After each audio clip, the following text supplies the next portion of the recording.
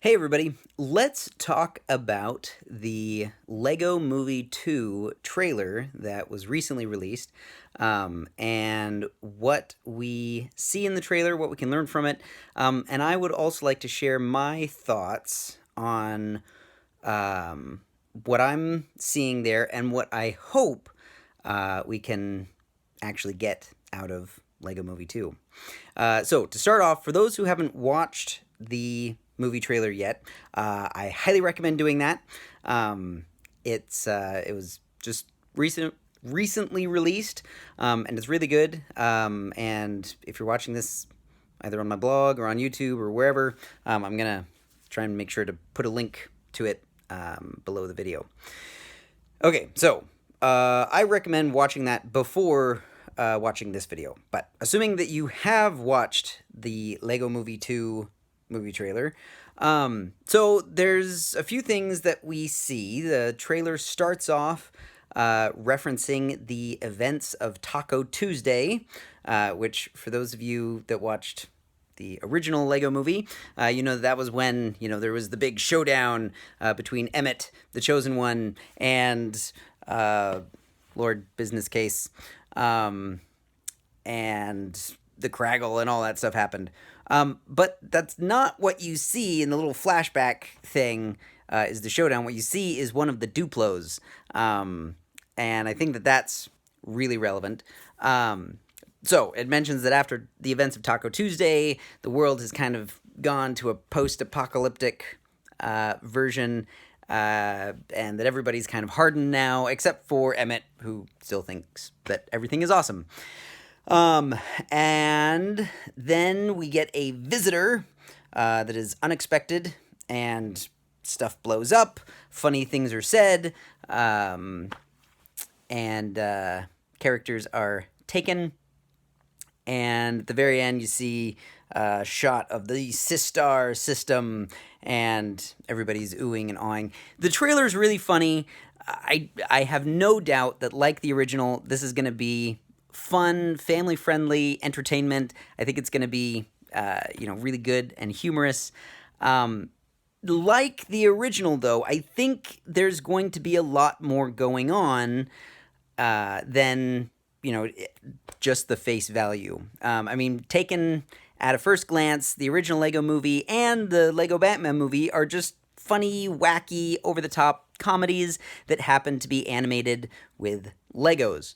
Or at least computer animated with the style of Legos. And they're really well done. But in both of those cases, there's also so much more going on. The Lego movie has one of, I think, the most profound premises and messages in any movie I've seen in decades. The way that it shows, spoiler alert for those who haven't seen it yet, if you haven't watched the original Lego movie, go watch it. It's been out for several years.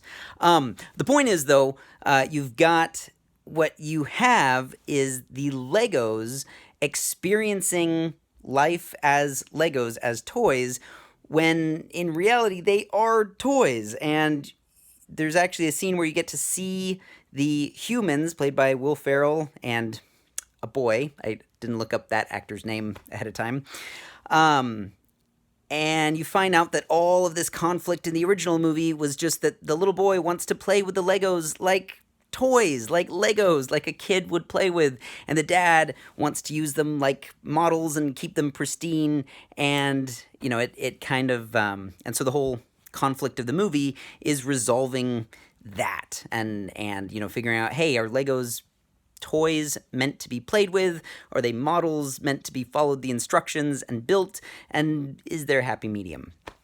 And meanwhile, you get some really interesting interaction with the characters who don't really perceive the human side of things. They just perceive what's happening in their world and kind of rationalizing it the way that toys would, that aren't aware that they're toys, in, I think, a much more interesting way than even Toy Story does. Okay, so at the very end of that movie, the dad, played by Will Ferrell, concedes to his son that, all right, you can play with my Legos, but you got to beware. If you're going to be playing with them, your sister has got to be allowed to play with them too. And that's when you see the Duplos come in and start wreaking havoc on the city in a little girl's voice, and it's hilarious. And that's where the scene ends.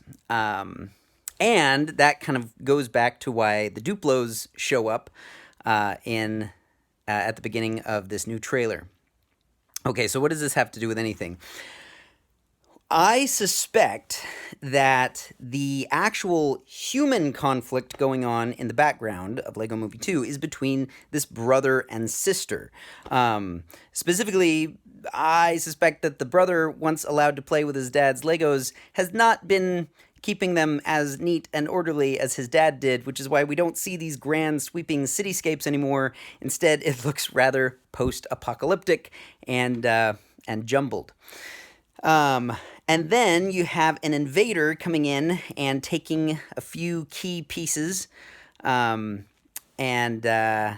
taking them back to the Sistar system, which seems like a really obvious plug for the sister system, where things look more feminine, and in particular, the character that comes and captures everybody in her spaceship looks a lot like the kinds of Lego figures that Lego has made for their more female-targeted audience, like Lego Friends, Lego Elves.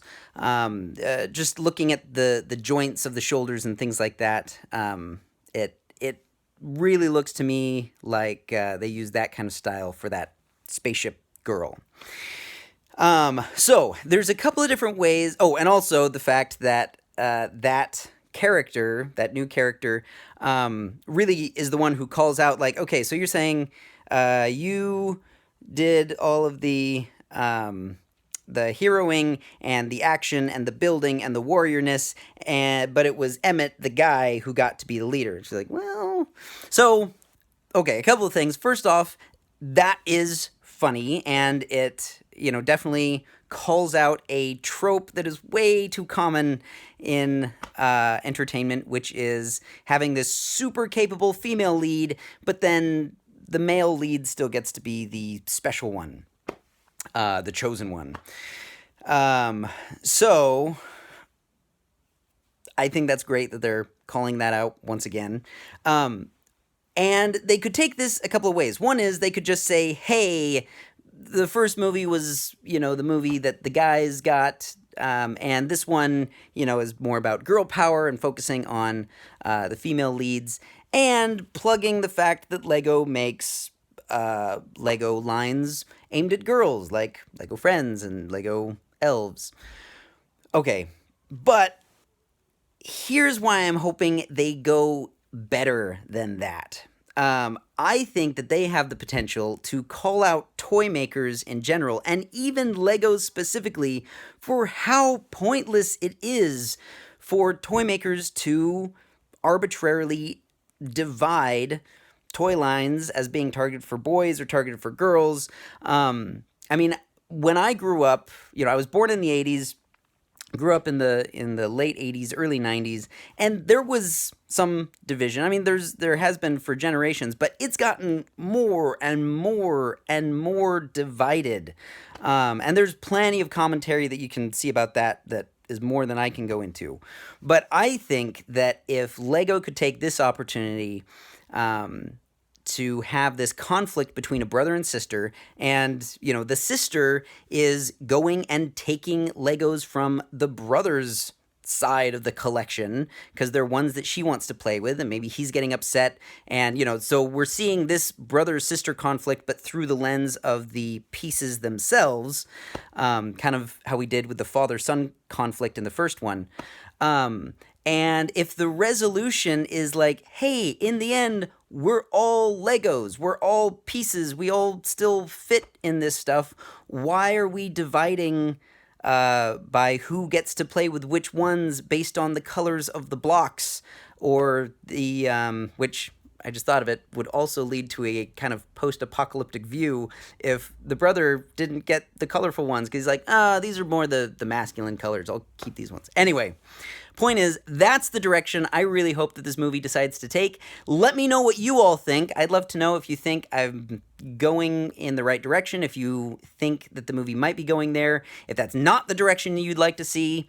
Comment, let me know what you think. Thanks, everybody.